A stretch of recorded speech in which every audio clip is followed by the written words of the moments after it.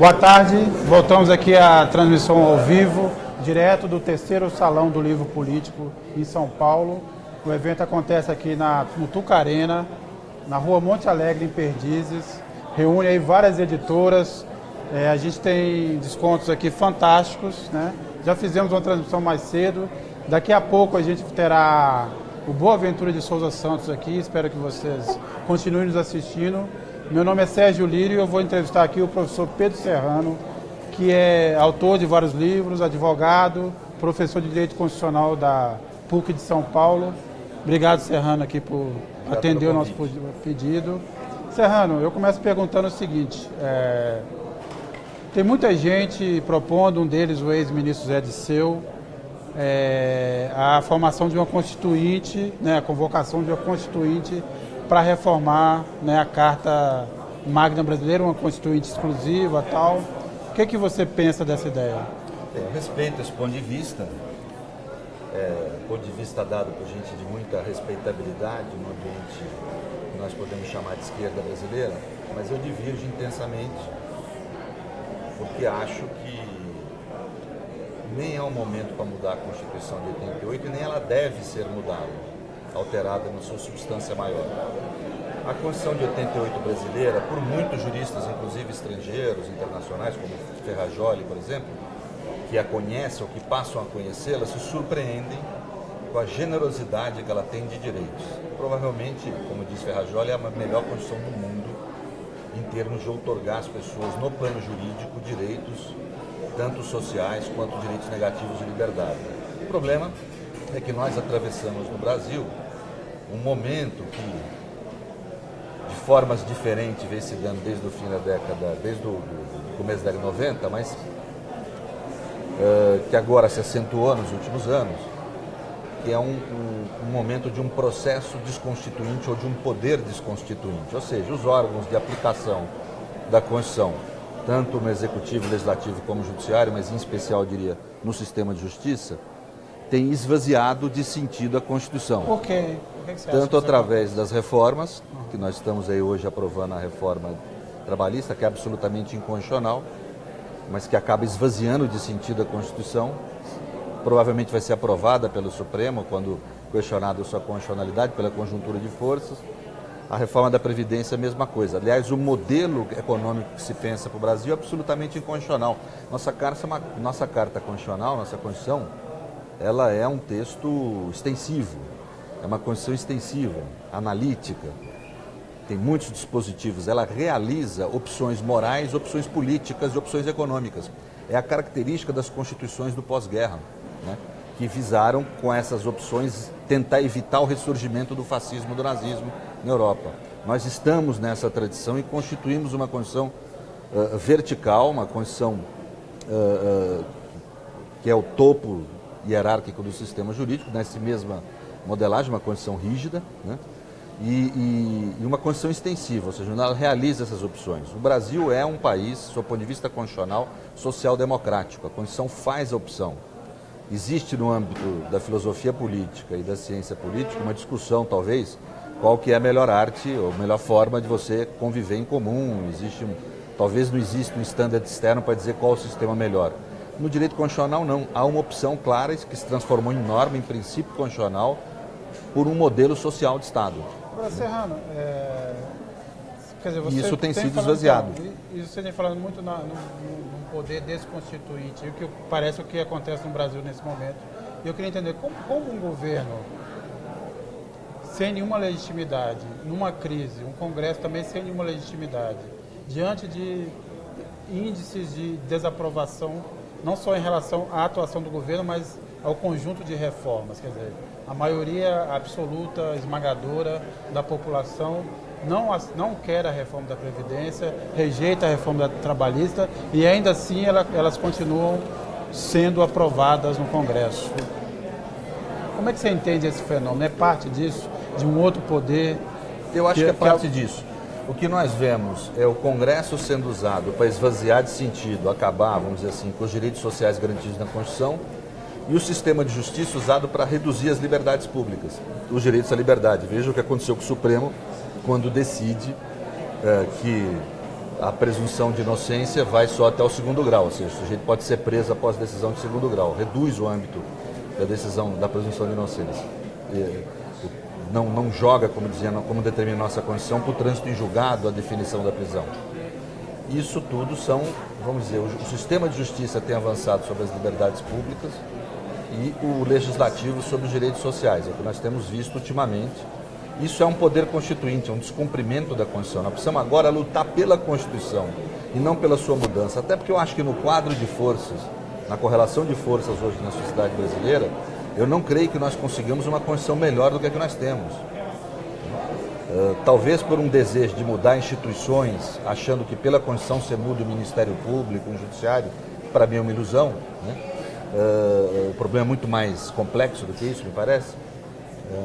Por conta disso, estão ameaçando sacrificar os direitos das pessoas. Você vai falar, mas a Constituição não está tendo eficácia, não está tendo direito. O problema do nosso sistema de positivação é a eficácia, o problema maior. Há um problema de identidade também que interessa mais à teoria jurídica, mas há um problema de eficácia que interessa a todos. A Constituição do ano 3 da Revolução Francesa falava que a Constituição, para ter eficácia, depende de duas coisas. Isso eu aceito até hoje. Né? Depende da lealdade de quem a cumpre, e se não houver lealdade de quem a cumpre, do povo na rua, da reivindicação, do povo sair em sua defesa. O que nós precisamos hoje é do povo em sua defesa. Acho o momento inadequado de se falar em constituinte, na realidade é um momento que deveria estar se aproveitando para a esquerda tomar essa bandeira para si. A defesa da ordem constitucional, a defesa da Constituição. No Brasil se entende defesa da ordem como combate ao crime. Mas como fazer essa defesa e ao mesmo tempo, quer dizer, impedir que as reformas sejam feitas numa situação como essa, ou seja, o desejo da população em nenhum momento é atendido. Quer dizer, se fosse se guiar, se o legislativo fosse se guiar pelo desejo do povo, da população... Olha, não há outro caminho dentro do regime democrático. O único caminho que resta, e já que não há lealdade, a meu ver, dos que aplicam a Constituição e dos que têm a função de guardá-la, os que têm esse poder institucional, não há outro caminho senão o povo politicamente reivindicar seu cumprimento. Mas eu acho mais amplo hoje em dia na sociedade você lutar pelo cumprimento de uma ordem imposta, que no caso é a Constituição, do que querer renovar os fundamentos dessa ordem. Numa renovação de fundamentos, acho que a gente teria, como, vamos dizer, portadores de uma visão progressista, defensora dos direitos, de liberdades públicas e dos direitos sociais, nós sofreríamos um retrocesso, uma derrota nisso. Acho um discurso mais amplo, que inclusive atrai setores médios da população, porque trata-se de defender a Constituição posta contra ataques que ela vem sofrendo do Legislativo, do Judiciário e do Executivo. Ou seja, defender a Constituição dos seus aplicadores, que na realidade estão sendo desleais no processo de sua aplicação. Acho essa uma bandeira melhor e mais, me parece, né, mais fácil de ampliar, vamos dizer, o ambiente da mobilização, do que a ideia de uma Constituinte originária, que fatalmente amplos setores da direita apoiam e vão apoiar, mas vão apoiar com as suas intenções, não com intenções de manter o quadro de direitos que está posto. Né? Tanto que ele já tem esvaziado de sentido da Constituição. Esse esvaziamento de sentido não tem a ver só com o Brasil. Eu creio que seja um movimento mundial que há desde a década de 80, mas que se acentuou muito. Teve dois momentos em que se acentuou na década de 90 e no começo dos 2000, o ataque às Torres Gêmeas, em que há um esvaziamento dessa ideia que veio do pós-guerra de você ter, vamos dizer, direitos humanos e fundamentais postos acima do debate político das maiorias ocasionais. Essa ideia, vamos dizer, isso que Ferrajoli chama do germe antifascista, que essa estrutura de constituições tem no mundo, vamos dizer, da Europa continental. E que, vamos dizer, uma visão de moral política, moral, vamos dizer, ampla, que representa a democracia, moral vinculada aos valores democráticos, representou no mundo anglo-saxão. Agora, Serrano, nos anos 60, você teve uma onda de golpes militares, ditaduras assumindo que realmente implantaram de uma forma muito mais nítida para a população um estado de exceção, suspensão de direitos, suspensão de uma Constituição e tal. O que levou à reorganização da sociedade civil mais tarde foi o fim dessas ditaduras. Nós vemos um outro momento agora, especificamente no Brasil, o que é? Você tem um estado de exceção, mas ele aparentemente opera dentro de regras ainda, né? Ainda temos eleição, ainda continuamos as coisas funcionando de certa forma. O que eu pergunto é o seguinte, como a política, no sentido amplo, a sociedade, será capaz de retomar o controle desses mecanismos depois do judiciário, das corporações terem sentido, experimentado o gosto de impor certas coisas a seu prazer, a sua forma? Isso é muito difícil, porque eu creio que isso no mundo, eu não chamo propriamente de estado de exceção, chamo de medidas de exceção no interior de uma roupagem democrática, mas de qualquer forma o sentido, vamos dizer, mais comum é esse que você falou. E eu acho que isso ocorre porque você tem uma nova modelagem de capitalismo no mundo a partir dos anos 80, em que ele é capitaneado pelo capital financeiro, tem também o capital tecnológico e militar como essenciais, mas ele modifica, creio, essencialmente as formas de reprodução e altera a ideia de liberdade de mercado. Você sai da noção de uma mão invisível do mercado para, de fato, operar com uma mão invisível do Estado.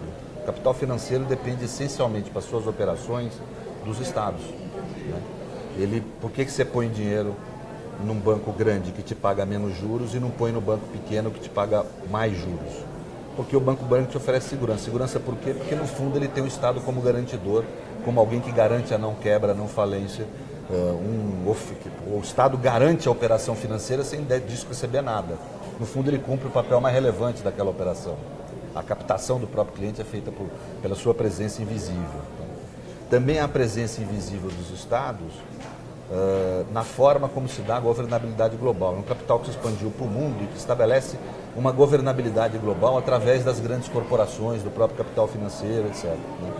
E os Estados deixam de ser, as Forças Armadas dos Estados Nacionais deixam de ser forças de defesa do território nacional ou da segurança nacional e passam a ser, vamos dizer, polícia, forças de polícia mundial. Você vê que todas as guerras que ocorreram desde então foram guerras alegando fatos que traziam insegurança ao mundo.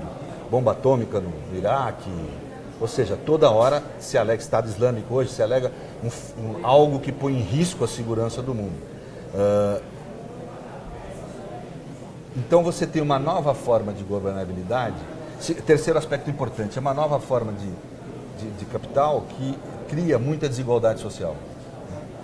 E todos esses fatores levam a um divórcio entre a democracia liberal e o capitalismo, um divórcio definitivo, a meu ver.